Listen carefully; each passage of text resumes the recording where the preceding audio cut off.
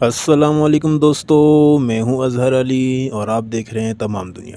ناظرین گرامی، ایک اسنائپر کو ٹھیک نشانہ لگانے کے لیے مہینوں بھر پریکٹس کرنا پڑتی ہے۔ اسنائپر کو عام طور پر خصوصی تربیت حاصل ہوتی ہے اور وہ اعلیٰ درستگی والی رائفلز اور ہائی میگنیفیکیشن سے لیس ہوتے ہیں اور اکثر حکمت عملی سے متعلق اپنے یونٹوں اور کمانڈ ہیڈ کوارٹرز میں ضروری معلومات فراہم کرنے کا کام کرتے ہیں۔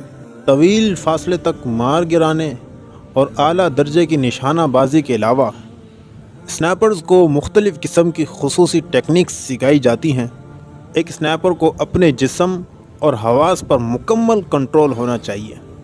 آج ہم آپ کو 6 ایسے مسلم اسنائپرز کے بارے میں بتائیں گے جن کا نشانہ کبھی خطا نہیں گیا۔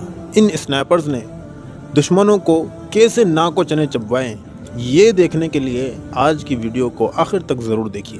تو آئیے آج کے موضوع کا ذرا آغاز کرتے ہیں۔ دوستو، سب سے پہلے بات کرتے ہیں گوئرا کی۔ گوئرا ایک انگلش ٹیچر تھی جو باغی فوج میں شامل ہوئی اور ایک بہترین اسنائپر بن گئی۔ انتقام کی آگ نے انہیں ہتھیار اٹھانے پر مجبور کر دیا جو شام کے صدر بشار الاسد کے خلاف لڑ رہی تھی تاکہ خانہ جنگی میں اپنے 2 بچوں کی موت کا بدلہ لے سکے۔ ایک 36 سالہ ماں جو کہ گورا کے نام سے جانی جاتی ہیں، ان کے سر پر روایتی اسکارف اور ہاتھ میں بیلجیم کی مشہور اسنائپر رائفل ہوتی ہے جو اکثر شام کے میدان میں بکھرے ہوئے شیر کی طرح گھومتی دکھائی دیتی ہیں۔ گوئرا جیکٹ کے ساتھ روایتی اسکارف پہنے ہوئے گویا مسلم معاشرے میں ایک نایاب خاتون سپاہی ہو۔ دراصل فلسطینی علاقوں سے تعلق رکھنے والی خاتون گوئرا نے مبینہ طور پر حماس کے زیر انتظام تربیتی مرکز میں ہتھیار استعمال کرنے کا طریقہ سیکھا۔ انہوں نے فلسطینیوں کے لیے ایک سیاسی جماعت کو منظم کرنے میں بھی مدد کی جس نے بشار الاسد کی حکومت کا تختہ الٹنے کی کوشش کی، اور عرب اسپرنگ لیگ کے دوران بھی شام کے احتجاج میں حصہ لیا۔ یہ تحریک پورے خطے میں پھیل چکی ہے۔ گوئرا کا کہنا ہے کہ مجھے لڑنا پسند ہے، میرے پاس بندوق رکھنے کی طاقت ہے تو میں لڑ کیوں نہیں سکتی۔ گوئرا نے متعدد حواریوں کو جہنم واصل کیا۔ خاتون ہونے کے باوجود ان کا نشانہ کبھی خطا نہیں گیا۔ تو پیارے دوستو، اب بات کرتے ہیں عبدالرسول زرین کی۔ عبدالرسول زرین 1941 میں جدست کے گاؤں قلعہ گول میں پیدا ہوئے۔ 4 سال کی عمر میں انہوں نے اپنے والد کو کھو دیا اور 6 سال کی عمر میں ان کی والدہ بھی انتقال کر گئی، اور پھر ان کی دیکھ بھال ان کے چچا نے کی۔ نوجوانی میں عبدالرسول نے اصفہان میں بابا علی اصغر مسجد کے قریب کپڑے کی دکان کھولی۔ وہ آپریشن خیبر کے دوران دوسرے مرحلے میں مارے گئے۔ ان کے قتل کے بعد انہیں پیروٹ کے اعزازی عہدے سے نوازا گیا، اور ان کی زندگی پر مبنی ایک فلم فتح بیانی کلچر فاؤنڈیشن نے ہنٹر کے نام سے بنائی تھی، جس کا نام بعد میں اسنائپر رکھ دیا گیا تھا، جس میں دکھایا گیا کہ کیسے عبدالرسول اسنائپر کی مدد سے دشمنوں پر قہر بن کے ٹوٹتے ہیں اور اپنے دشمنوں کو چن کر کیسے موت کے گھاٹ اتارتے ہیں۔ بلا شبہ وہ ایک ماہر اسنائپر تھے جن کی مہارت بے مثال تھی۔ پیارے ناظرین، اب بات کرتے ہیں جوبا کی۔ اس نام نے عراق میں جنگ کے دوران امریکی اتحادی فوجیوں کے دلوں میں خوف پیدا کر دیا تھا۔ ایک شارپ شوٹر جو کہ اپنے مہلک کو ایک لمحے میں فائر کرتا اور درجنوں فوجیوں کو موت کے گھاٹ اتار دیتا۔ امریکی فوجی اسے بھوت قرار دیتے تھے۔ سوشل میڈیا پر بھی اس کی کافی پذیرائی ملی۔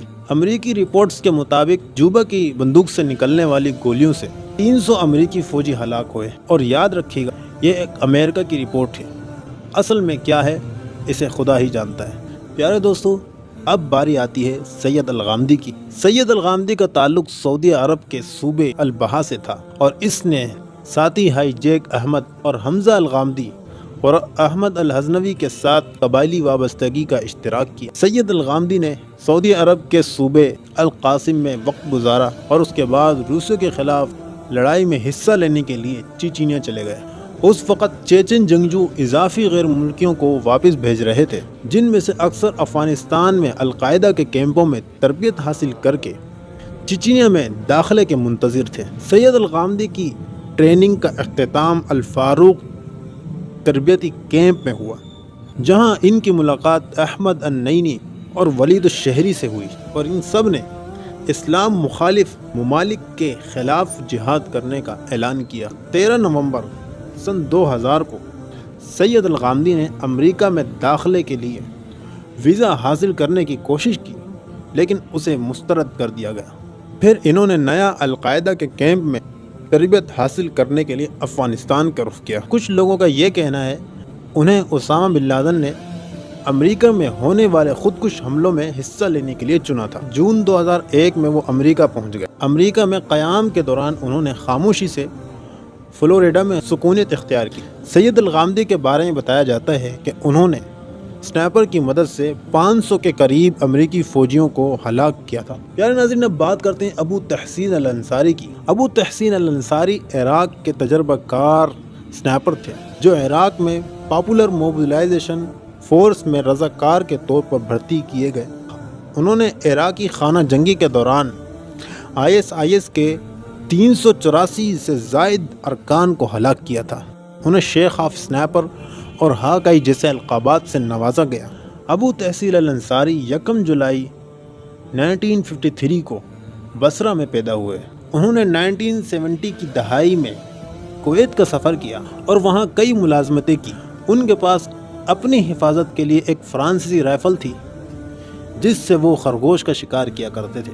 اسی سے ان کو شکار اور شوٹنگ کا شوق پیدا ہوا اور ایک دن ابو تحسین الانصاری بن چکے تھے۔ ابو تحسین الانصاری اپنی موت سے پہلے کئی جنگیں لڑ چکے ہیں۔ پہلی جنگ انہوں نے 1973 میں لڑی اور دوسری جنگ 1974 میں اور تیسری جنگ 1976 میں۔ اس دوران انہوں نے عراق کے بہت سے صوبوں کو آزاد کروایا۔ ان کا انتقال 29 دسمبر 2017 کو عراق میں ہوا۔ ناظرین گرامی، آخر میں بات کرتے ہیں ابو اسرائیل کی۔ ابو اسرائیل کو عراق میں ریمبو بھی کہا جاتا ہے۔ گزشتہ چند سالوں میں ابو اسرائیل داعش کے خلاف عراقی شیعہ مزاحمت کی علامت بن چکے ہیں۔ ابو اسرائیل اسلامک اسٹیٹ کے خلاف جنگ میں ایک مذہبی شخصیت کے طور پر جانے جاتے ہیں، جنہوں نے داعش کے 1500 سے زیادہ اکثریت پسندوں کو ہلاک کیا، جنہیں شیعہ ملیشیا گروپ میں اور امام علی بریگیڈ میں موت کا فرشتہ بھی کہا جاتا ہے۔ انہوں نے اپنی سخت بات کا رخ تیل کی دولت سے مالا مال ملک سعودی عرب کی طرف موڑ دیا۔ آپ کے علم میں لاتے چلیں کہ ابو اسرائیل کے نام سے ایک فیس بک پیج بھی ہے۔ اس فیس بک پیج کی ویڈیو میں ابو اسرائیل کو کلہاڑا اٹھائے ہوئے اور تلواریں لہراتے ہوئے دیکھا جا سکتا ہے، اور ابو اسرائیل نے دولت اسلامیہ کے یعنی ISIS کے 1500 سے زائد ارکان کو ہلاک کیا ہے۔ تو دوستو، یہ تھی ہماری آج کی ویڈیو۔ امید کرتے ہیں آپ کو پسند آئی۔ اگر پسند آئی ہے تو کمنٹ کر لازمی بتائیے گا۔ والسلام علیکم ورحمۃ اللہ وبرکاتہ۔